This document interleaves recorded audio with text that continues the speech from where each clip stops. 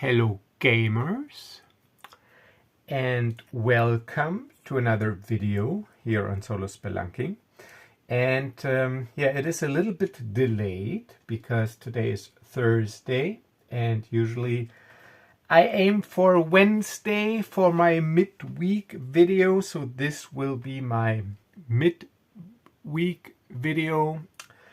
And because I want to alternate the content today or tonight, I will be continuing my fantasy adventure in light of the June 2024 solo RPG challenge, where you have to just use an oracle but no system. And the oracle I'm using is the Solo Dark, solo gameplay pamphlet, you could say, that was released for Shadow Dark. You can download it for free. And so far it has served me well. So it includes a D20, a simple D20 oracle, some prompt tables, some adventure generation tables, or dungeon location name generators, let's call them that. And we will rejoin Caleb, our human thief, and his travel companion, and also romantic interest, Kyra, a young and beautiful apprentice mage from the city of Delmar. And we are on a quest to find a missing scholar who was exploring some ruins located here in this hex. And so far our journey, voyage, expedition, whatever you want to call it, well, it was cursed by bad luck because goblins stole my adventuring gear, and now because of some sort of a demonic altar that we encountered, some focal point for negative energy, it spooked our horses and we fell off, and our horses, they took off with the rest of our gear. So we are basically in the middle of the wilderness. You can see here this beautiful grassland, on foot now, with only the stuff that we wear and carry. So all our travel supplies are gone. And since we don't have our horses anymore, it'll also take us a couple of hours now to cover the remaining distance to the location, to the dungeon or rune entrance that we are headed for. So I will roll for another random encounter with 1d6, and it's a 1 in 6 chance. If I roll a 1, I will encounter something before I reach the location.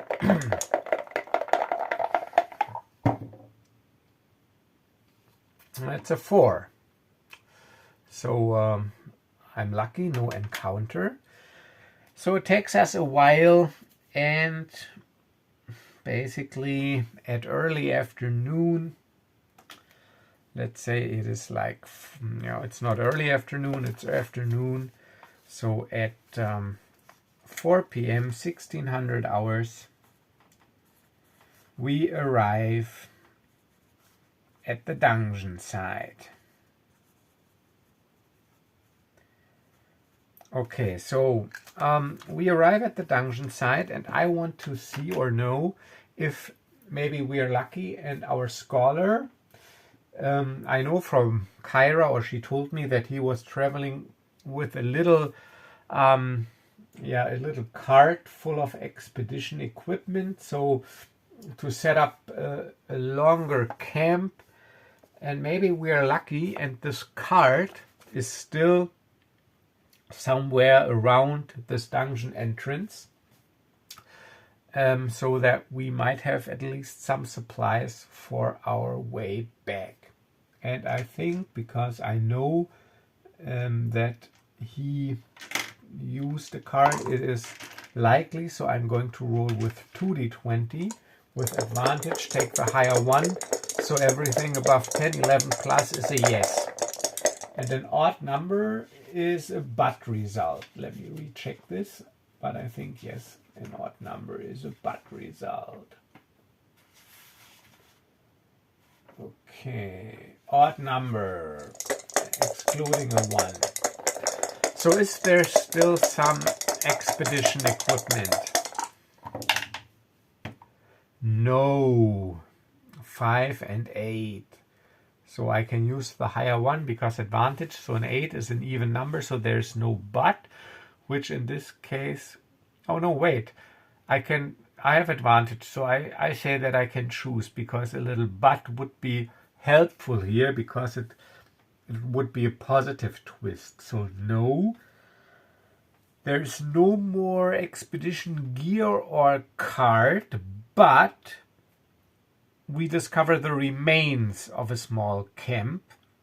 So maybe someone took this card, so we can see tracks leading off, but there's still at least a small tent, the remains of a campfire, and within this tent there is a backpack with some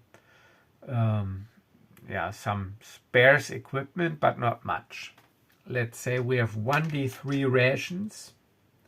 No, only 1d2 rations, because otherwise it wouldn't be. So 1, 2, 3, that is 1 ration. So at least we have 1 ration and a small tent. And whatever he had is gone.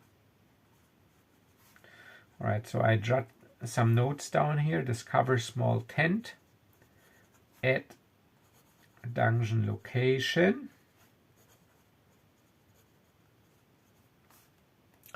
And also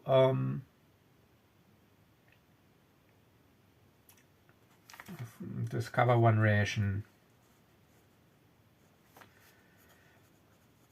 and a backpack and a small tent that you can take down and carry with you. And we see, of course, this entrance to the dungeon. Actually, it doesn't look that threatening. Let me show you.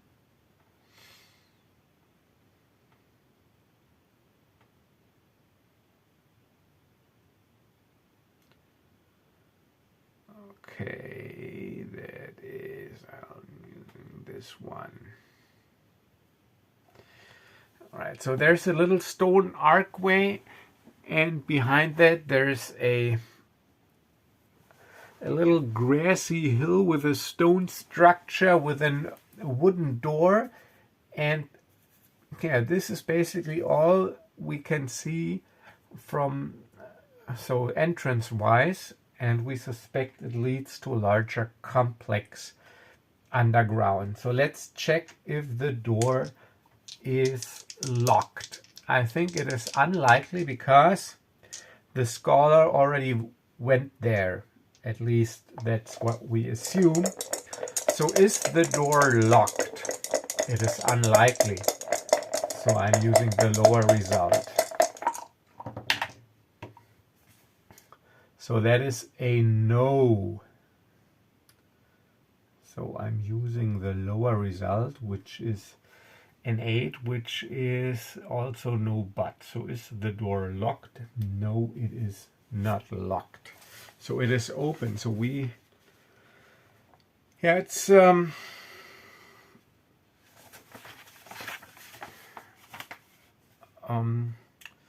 is afternoon, but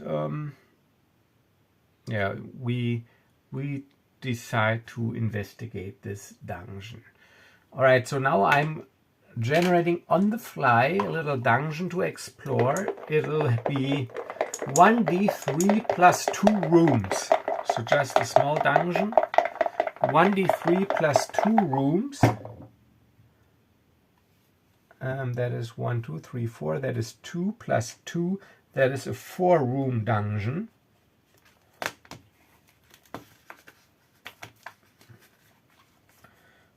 Alright, so we discover the dungeon entrance. And it is a 4-room dungeon. And let me draw a little dungeon flow chart here then. Get out some scrap paper here.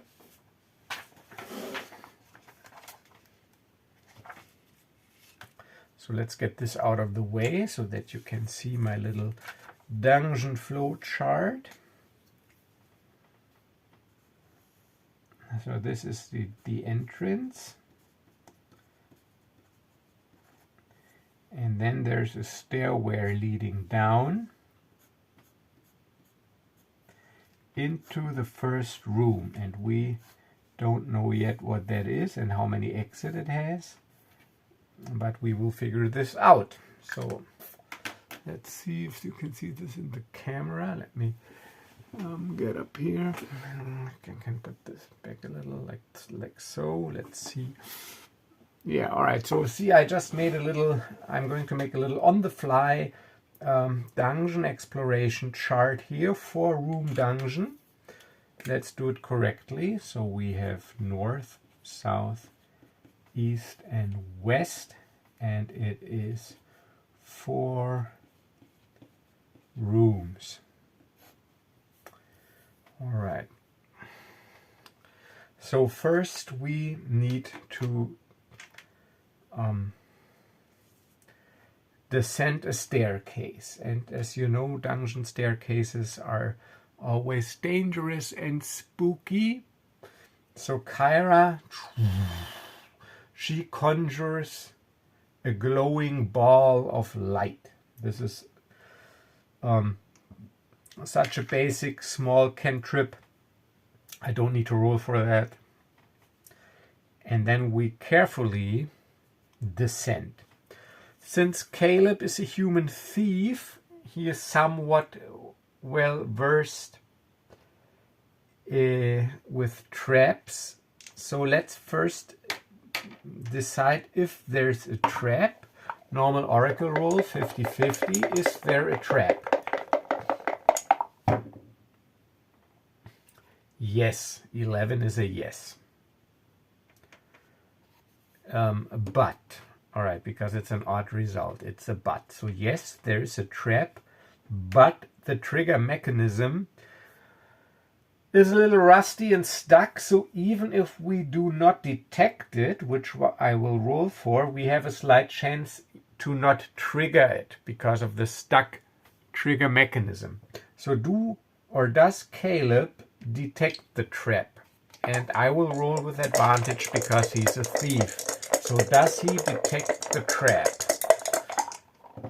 It's an oracle roll, and look at this. Look at this. Double 1. So I have advantage because I'm a thief. But even though I'm rolling the worst possible outcome there is, so an extreme no, and not only do I roll it once, no, I'm glad this is on camera. I mean, you have to see this. I mean, snake eyes with 2d20. So this is my luck when I play solo. So the question is, does he spot it? And it's an extreme no. So he does, not only does he not spot it, but also what I said about this trigger mechanism not triggering, well, you can basically disregard this. So he is so unlucky, they both are so unlucky that they trigger the trap and the trap hits them full force. And what kind of trap is it? Let's roll some adjectives here. So I'm switching to this scene unfolding machine. So those of you watching this channel, you know that I'm fond of using this, at least the tables, because it sets some nice adjective, subject, and action tables. And here I put the D20 Oracle on there again. And I'm rolling up some adjectives now to get an idea of this trap and its mechanism, and then we will deal with the consequences. Damn, double one. All right, so let's see what awaits. 98 adjective, 98 friendly, allied, cooperative, helpful, supportive. Well, that does not really fit for a trap. Sorry, I gotta re-roll this. Well, it might. No, alright, so it's maybe not that bad damage-wise, but I need something 28. Well-suited, elegant, presented, diplomatic, stylish. Stylish, alright, so stylish. Okay, I get an idea. Let me... 07, stylish. Aquatic, liquid, watery, oceanic, wet. All right, so stylish. I'm taking stylish and liquid and helpful and friendly, so I'm coming up with the following trap. You know, this dungeon is called Tomb of the Ethereal Tree. So my idea was, when I heard Ethereal Tree, it is some sort of elven dungeon, but elves don't build dungeons, so it's got to be some sort of drow dungeon. And drow, they like poison. So the trap, it is an elegant and stylish drow blade that is hidden within the wall and sweeps at you to cut your head off, just like in Indiana Jones and the Last Crusade, when he had to get the Holy Grail in the temple in the end, and where these circling blades are hidden in the wall. And they're stylish because they're well-crafted elven blades, drowish blades, and they're covered with a potent poison. That is the wet and liquid part. All right, so because they are friendly and helpful, I wrote this, I will give myself a slight chance, a normal oracle roll, so it's a 50-50, to, in the last minute, avoid this trap. And if we do not avoid it, we will both suffer a major wound. And I made this little damage track here, so each of us can suffer 2 major wounds, and then we're done for, and 2 minor wounds. And if we have 2 minor wounds and we would suffer another minor wound, it'll be a major wound. And oops, yeah, all right. So and so this is yeah. But now, and I roll for both of them. So Kyra, does she manage to avoid the stylish elven bladed trap? Does she manage to avoid it? It's a twist. So it's not a no, it's a twist. So first I have to re-roll, and then I'll deal with the twist later. Does she avoid the trap? Oh yes, critical 20, the best possible outcome. So she graciously avoids the trap with her reflexes, and she also goes like, look out, and pushes me to the side. That is the 20. So this grants me now advantage on this check to avoid the trap. So do I avoid the trap with advantage? Yes, 19. I do also avoid the trap. I'm not bothering with buts now here. But now, so we avoid this trap and we reach the bottom of the stairs, the room, which is completely dark, but thanks to her glowing orb of light we can see. But now I have to deal with the twist. So once again, I will turn to my prompt tables here and see what I can come up with. Twist, a twist, a twist. Verb and noun. 86. 86. Defeat. Okay, defeat.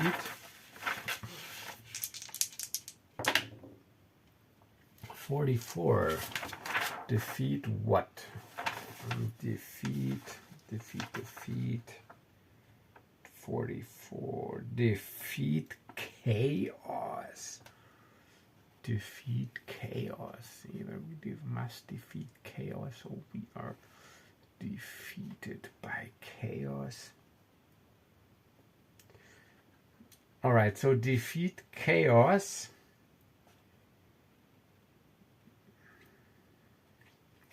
Yeah, defeat chaos.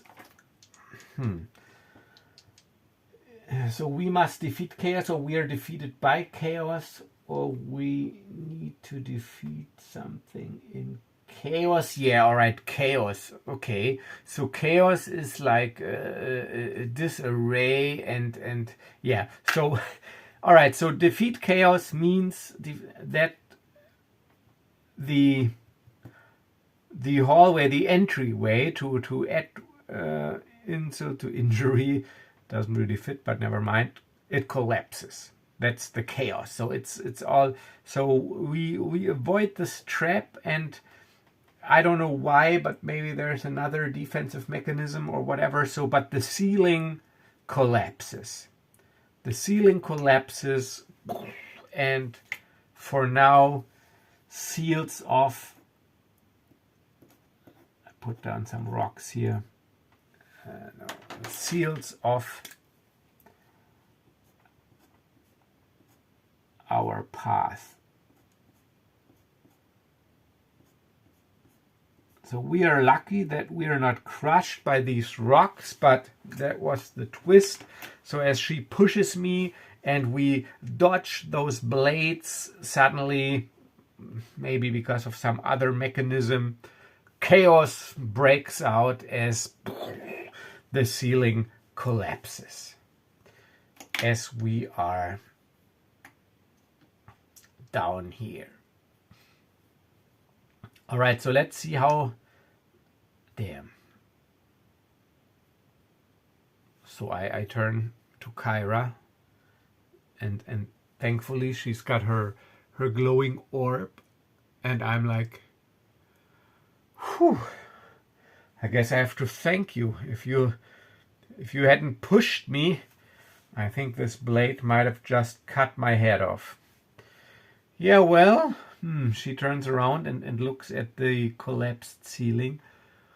Well, maybe that wouldn't be too bad after all. If we don't find another way out, or if we are not able to move these rocks, we will probably die of hunger, starvation, and suffocate, and meet a painful end down in these halls. Kyra, you gotta think positive. There's always a way out. There will be an opportunity that presents itself. Well, I hope so. So let's take a look where we're at. So I will roll 1d3 to determine the number of exits leading away from this room.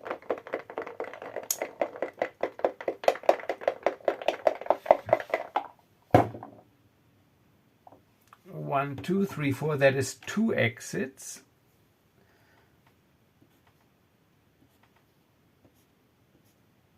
So this room has 2 exits. We don't know what room it is yet. But maybe, because I'm looking for this missing scholar,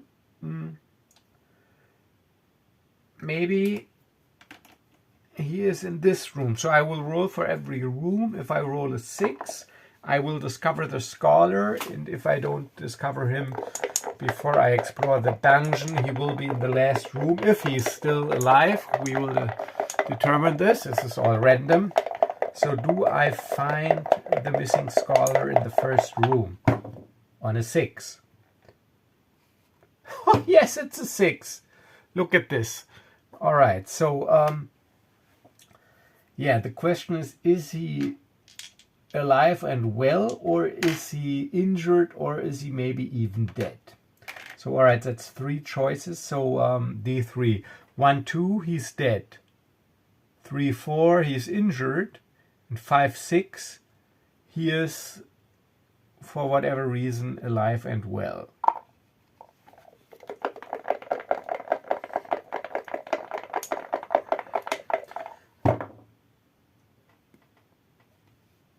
So 1, 2, 3, 4. So he is injured. Yeah, it wouldn't be stupid otherwise.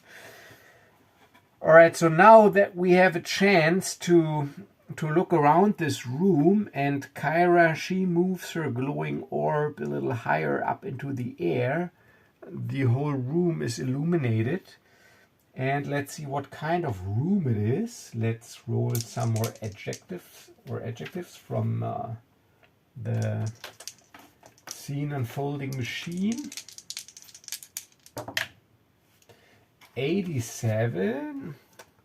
Open, airy, float, accessible, reachable, elevated. Okay, so there are ventilation shafts in the ceiling that so at least we will not suffocate. So there's a breath of fresh air going in and out of this room. But what else do we have? 65.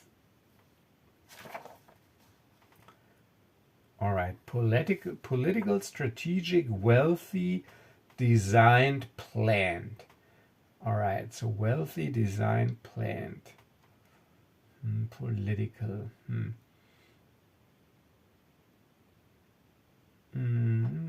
Okay, wealthy implies some sort of treasure chamber, maybe, designed and planned. Political, strategic, maybe political are some. All right, so this is a statue room where well-crafted and well-designed statues of elf-like creatures, so drow probably, are standing on pillars. So there's 6 statues. 1, 2, 3, 1, 2, 3. And there, so this is room number 1.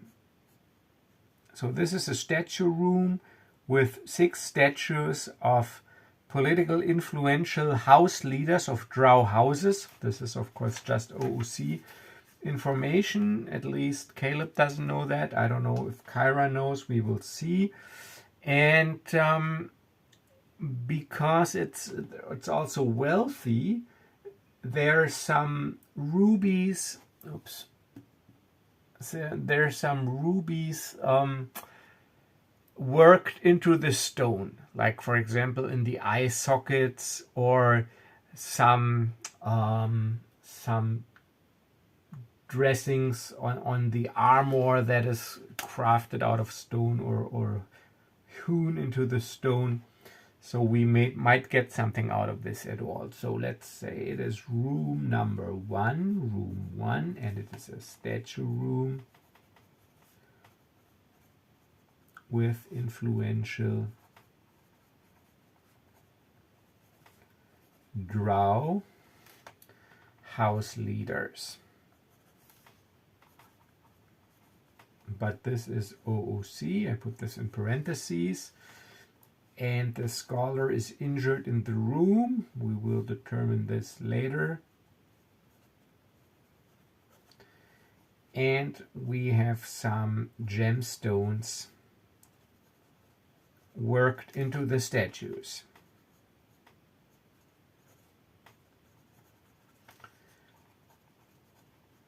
All right, so that you can see what I'm doing here, what I'm writing.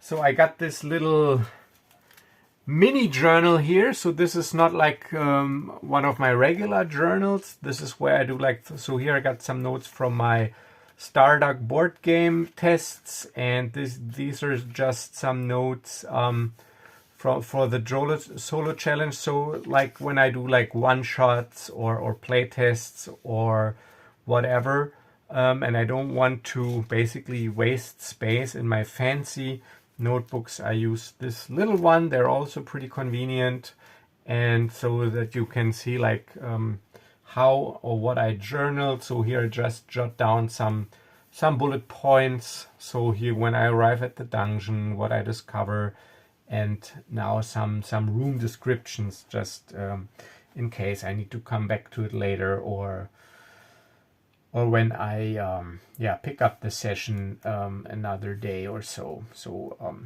I'm always a friend of journaling.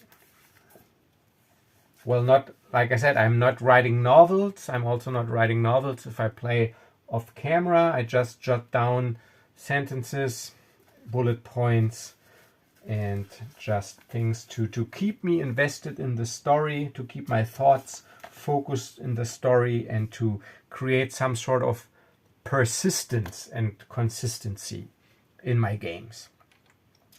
So like you know the saying, if it's not on video, it didn't happen, basically. So for me, it's like if it's not in the journal, if it's not written down, it didn't happen.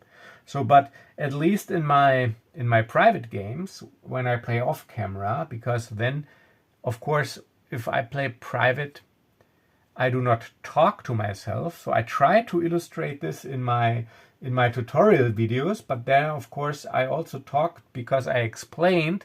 But as I've maybe said before, when I sit down to play my private games off camera, it is actually a pretty silent, a pretty relaxing experience. I usually do this when the family is asleep.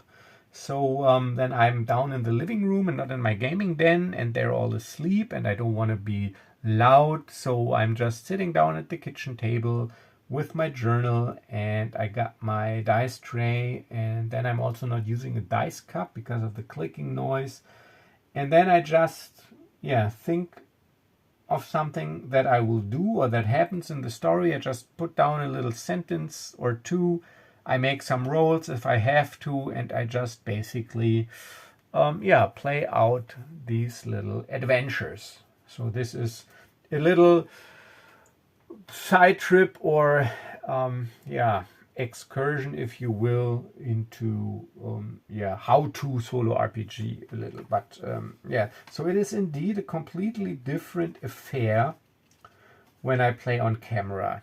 It is a lot more, you could say, intense, because I'm interacting with you, even though if I don't, like with a virtual audience, and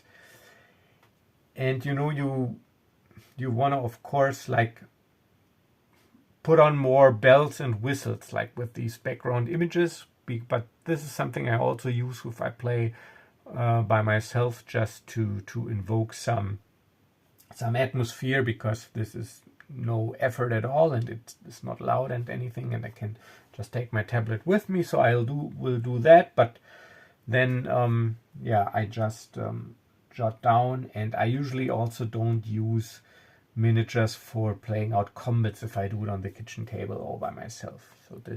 So these are actually two completely different play styles, but each with their own merit, if you want to say that.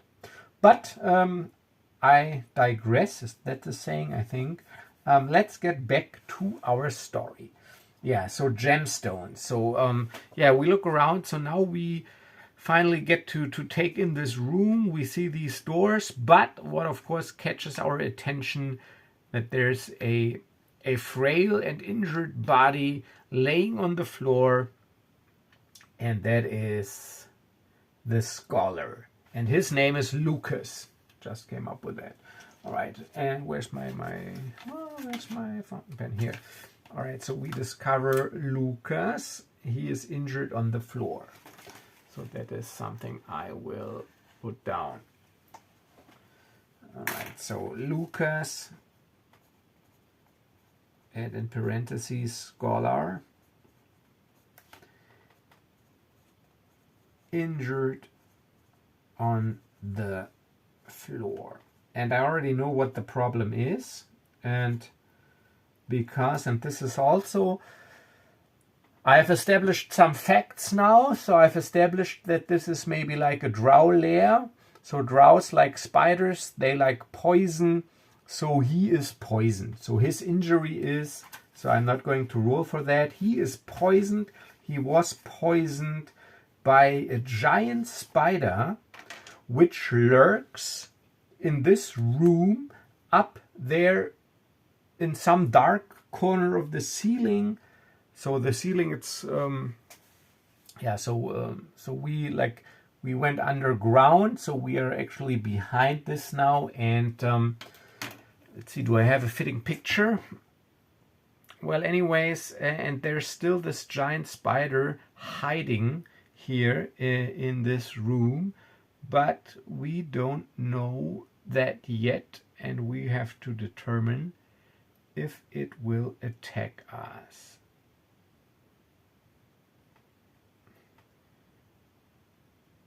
Yeah, this does not really fit, but it's of course better than nothing.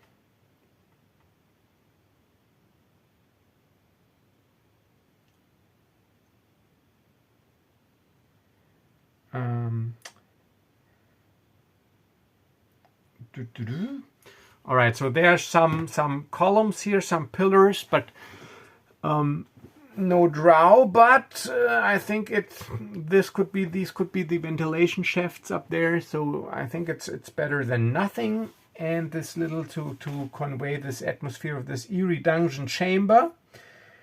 And she sees him, and she immediately screams out, "Lucas! Lucas!" And she runs over to him and checks him out. And yeah, I say she will be able to determine what is the problem. The question is, does she have a spell to cure him? And I'm missing a dice here, I think. Oh yeah, this one. So that is an oracle roll, but with disadvantage if she knows some sort of cure poison spell. So disadvantage.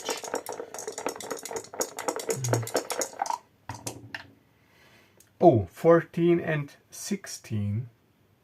So yes, she does. She does know a cure poison spell, and it is also not a butt. So let's make another roll, 50-50. She casts it if it is successful. So if the spell is strong enough for the poison, no. And also no butt. So she concentrates and suddenly, because she's got to concentrate, she can't keep up this glowing ball of light. So suddenly it is dark as she concentrates on the cure poison spell. And she goes like, "No, Lucas, please. Come on, Lucas. Come on." And Caleb, he just holds his breath, standing there, and observes. But then Kyra lets out a sigh. "Oh, it is of no use. This poison is too strong. But he's still alive, but weak. Maybe we can find an antidote or something that might help us here in this complex. Yeah, let's make him comfortable and press on. But we need some light again. Yeah, just give me a minute." And then she conjures this ball of light again. And because I think this would be cool now, so imagine it's completely dark and then suddenly it's light, but then there's this big, huge, hairy spider in the room that used this opportunity to sneak up on us. And because I think this is cool, I say this will happen unless I roll a 5 or 6 on a d6. And if I roll a 5 or 6, we will still encounter the spider, but we will see it crawling down the ceiling and we can react.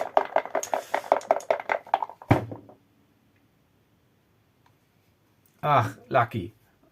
5. So it's not really upon us. So the room is illuminated. We look up as suddenly there's a big moving shape coming out of the shadows, and down from the ceiling a big hairy spider with long furry legs descends upon us. And we will have a combat against a spider. Let's see if I can find a miniature real quick here. Where are my fantasy miniatures? Let me give me a quick second here. Oh yeah, here they are. Let's see if I find something nice or ugly. In this case of miniatures. So if I don't find a spider, I will... Oh no, this is even better. This is even better. Alright, so... Glad that I had these minis here. So it's not a spider, it's indeed a drider. Like these drow spider creatures. This is a guardian. And this guardian, and he's got a poison blade. And this drider comes down the wall. And yeah, let's do a little combat here just for the heck of it. I mean,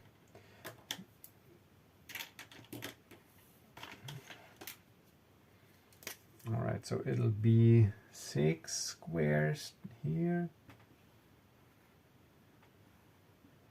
And we came in from here. And then it's like, I don't know, just like so. And there are these statues. 1, 2, 3.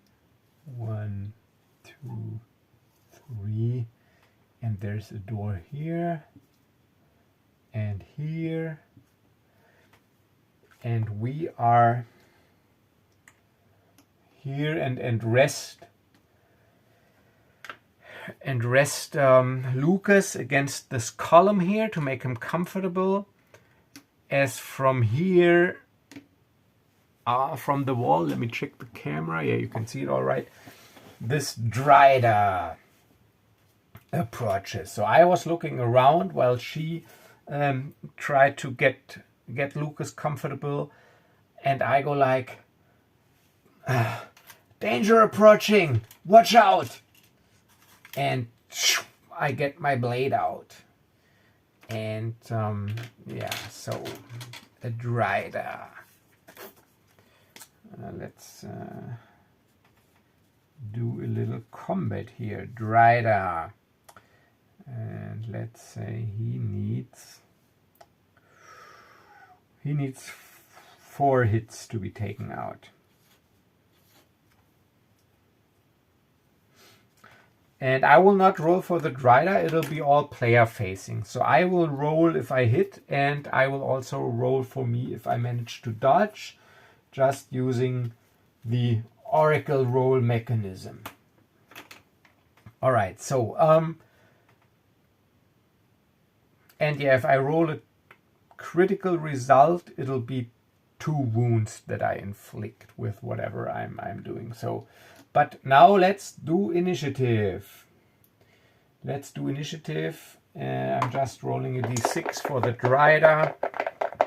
The higher number goes first. The drider's got a 5. Okay. We have a 1. So the drider goes first, and I will not re-roll initiative every round because this is too complicated for me. So this is drider, then Caleb, because he was paying attention. She was attending or tending to Lucas. So then it is Kyra, and that will be the round. Dryda, Caleb, Kyra. Okay, so the Dryda goes first, and he slashes at me with his blade, which is poisoned. And but I'm quick on my feet, so I do not get disadvantage. It's a normal oracle roll. So do I manage to parry or dodge his blow? And I will say in combat, I will disregard twists. So 10 will just be a re-roll. Ooh, no, so the question was, do I manage to dodge the blow? And that is a no. So I'm hit. And it's not a butt. If it would be a butt, it'll only be a minor wound. But it's a no. So, damn. This can get deadly pretty quick. But alright, so Caleb suffers a major wound because he didn't manage to dodge, and I didn't manage to get a butt result. That would be weakened and would be a minor. So, but now that was the Dryda. So I stumble, and now it is my turn. So I attack, also no disadvantage because I'm agile and quick, and I'll attack with my rapier. Do I manage to wound the Dryda? No, but. Alright, it's a but. Alright, so no, but. Alright, so but maybe. So if it's a but, I roll a d6 again, and if I roll a 5 or 6, I wound him anyways. Because that would be the equivalent to a minor wound, but he doesn't have minor wounds. No. Alright, so he just lifts his leg and parries. But now Kyra, she conjures up a flaming bolt, makes a normal attack.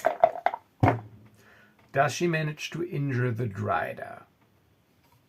Yes, she does. She rolls a 14. So against this arcane bolt, like a magic missile, the Dryda can't defend and takes a wound. And shrieks in pain. And now it's the Dryda's turn, and he has identified her as like the major threat, and he sidesteps here, like you can imagine this with her spider legs. He sidesteps me across the wall, and with his front legs slashes out at Kyra. Cinematic. Does he hit? No, does she manage to dodge? I'm player facing here. Normal roll. Does she manage to dodge? No, it's the worst possible result. No, she doesn't with a 1, which means, yeah, alright, so. Damn. Alright, so she suffers a major and a minor wound because he basically he pierces her with his clawed spider leg. Alright, so she suffers a major wound and a minor wound, and if I'm not mistaken, I've already noted a minor wound for her and for me. So she's out of minor wounds, and she's got 1 major wound. So if she takes 1 more damage, that is it for her. But luckily, now we have the opportunity to retaliate. Alright, so Caleb with his rapier. Does he manage to injure the Dryda? Please, maybe a 20? Yes, a 20! A 20! That is 2 points of damage.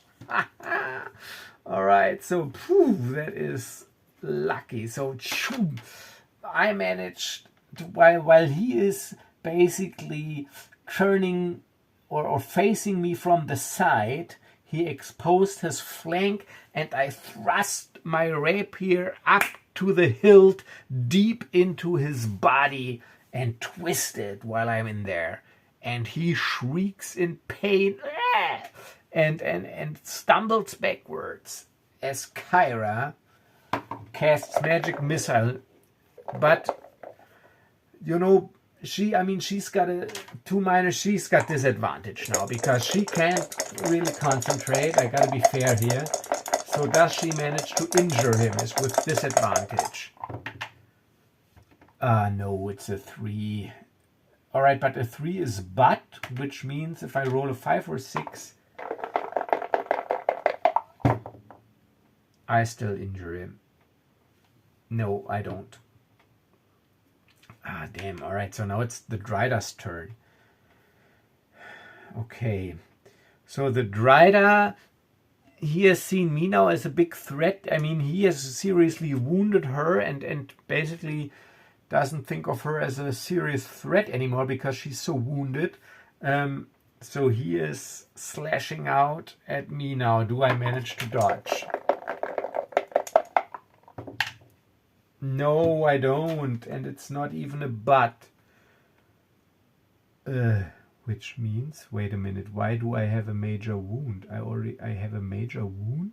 From what? Oh, did he already hit me? Ugh. Because that would mean that I'm done for. When did I suffer this major wound?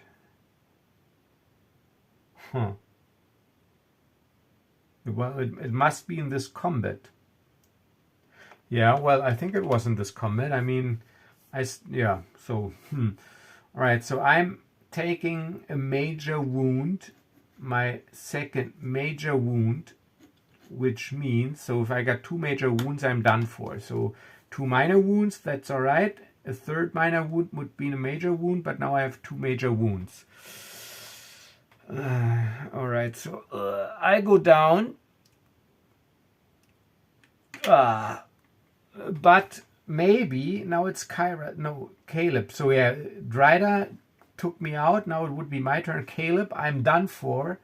But now Kyra, maybe with disadvantage because of her injuries, maybe she can turn the tide now. She casts some sort of minor offensive spell. Doesn't matter. It's just for fluff with disadvantage. Double 2s. That is a no and no but because those are evens. So now the Dryda, it's his turn again. You will regret that you desecrated these holy halls. So he attacks. Oh, but yeah, I'm a little. Usually she would have disadvantage now because she's so injured. But I just make a normal roll. Does she manage to dodge the attack? Oh, 10. I said I re-roll. No twist, but I re-roll. So it's a 10. Does she manage to dodge? Yes, she does. 14. So lucky she dodges. And now it's her turn again. Because I'm done for. So she again, but with disadvantage because of her injuries, tries to injure the Dryda. But disadvantage, that is a no and also no but.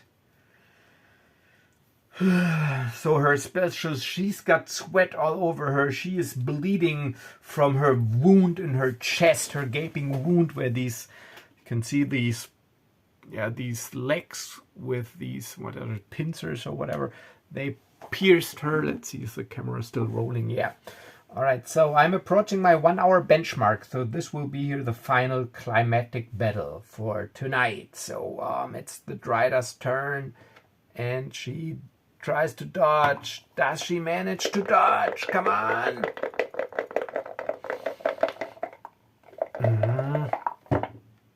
Does she manage to dodge?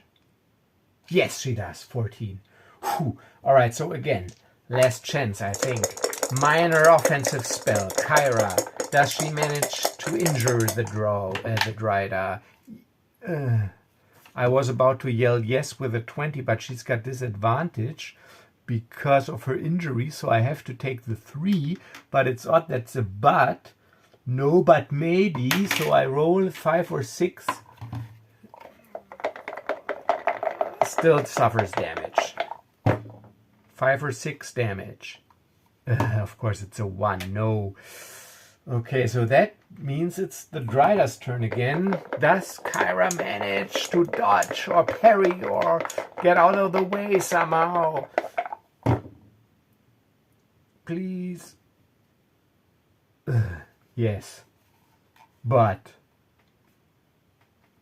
It's a but because it's an odd result. Alright, so but would mean, but she suffers a minor wound, which would take her, so let's say I'm 1, 2, 3 is a minor wound, and 4, 5, 6 I'm lucky. It's a 2. Alright, so she, because this is what she suffers a minor wound, she does not have any minor wounds left, so she suffers a major wound, which also takes her out. So the Dryda, he basically, puts us into webs and takes us as food together with Lucas. And this is it. So I'm calling this a TPK again, total party kill. And this will end this June 24 solo RPG challenge, where I just use an oracle and no system. So maybe some closing thoughts and remarks. Actually, I think it is very easy to just improvise just using an oracle. I mean, it's basically, or at least what I did, I basically made a system with an oracle. Because, I mean, if you play solo or if you play in general and you don't want to narrate a story or write a novel and predetermine everything and script everything, you need some sort of randomized decision making or some sort of randomizer to gauge your success, because there's always some slight chance of failure, even if you are a seasoned hero. So actually it doesn't really matter if you use a role-playing system, which might be a little more fine-tuned and custom-tailored to the game you're playing, to the genre you're playing in, or if you just use like an oracle system. I mean, you could basically, and I think this is also an upcoming challenge where you just have to use a d6. I mean, you could improvise basically everything just using a d6. You could assign odds, like 1, 2, 3, and 6, 50, 50, whatever. You could assign success chances, like, all right, so this enemy, he is so tough, you only hit him on a 6, and this enemy you hit on a 5 or 6. And in order to dodge the attacks from this enemy, you need anything but a 1 because it's a weak enemy, and this enemy's attacks you can only dodge with a 5 or 6. You see where I'm going with this. So basically, it is entirely possible to play an adventure campaign, maybe even out, I don't know, but with just using some sort of randomizer. And some you could also say, all right, so just flip a coin, but I'm not really too fond of that, because then it's always like 50-50, except for you work with advantage, disadvantage, and flip 2 coins, but this is more cumbersome than just rolling 2 dice. But if you have some sort of possibility to assign odds, some granularity, you could make it even like, if it's pretty simple if you just use a d10, because then every digit is like a 10% chance. And then you could just say, all right, so I have a 40% chance to hit this guy, 1 to 4, or a 60% chance. So I think I would even prefer using a D10 because of this granularity. D20 again is, then it's again for me too fiddly because I have to think like in 5% increments, which is not as easy to process on the fly as just using these 10% increments. Yeah. So I think it's entirely possible, but of course the fun in playing a role-playing game is also to interact with the system that you chose in a way and to custom tailor it a little to your needs, or maybe sometimes the system also invokes the flair and you want to have the sense of progression, of course, maybe not only story-wise, because it would be entirely possible to advance your character story-wise, even though you just use this little one die system. But of course, you want to get two cool toys and stuff. So that is I think the satisfaction you get out of a standard role-playing system. But as a little exercise in between and as a little creative exercise or creative challenge, I think it was a nice change of pace. And once again, a shout out and thank you to Caverna do Leques for putting thought into this and coming up with these challenges. And I have to admit or state or say that I really enjoy being part of this solo gaming community. I mean, it started basically with a round robin RPG, now this solo RPG challenge, and I think it is fun for me to be part of this little group of small little solo YouTubers. So I enjoy it, and I hope you enjoyed it too, and I hope you had fun. And once again, I forgot to say this at the beginning of the video. So if you want to help grow this channel so that maybe someday I'm not even a small YouTuber, but maybe a mediocre YouTuber, please like, subscribe, and share, and tell your friends about it, about this channel, and of course about all the other great channels. And I'm looking forward to seeing you in the next video, which will be a Star Wars video where I will be continuing my Raya and Nash Duncan Star Wars campaign. I think he was called Nash Duncan. I'm getting the characters mixed up, but I'm pretty sure. Yeah, here it says Nash Duncan Starship. Yeah, so Raya and Nash Duncan, and I'm really looking forward to that because I have a special place in my heart for this campaign, for these two characters, for the reasons that I stated at the beginning of this series. So I'm looking forward to continuing this.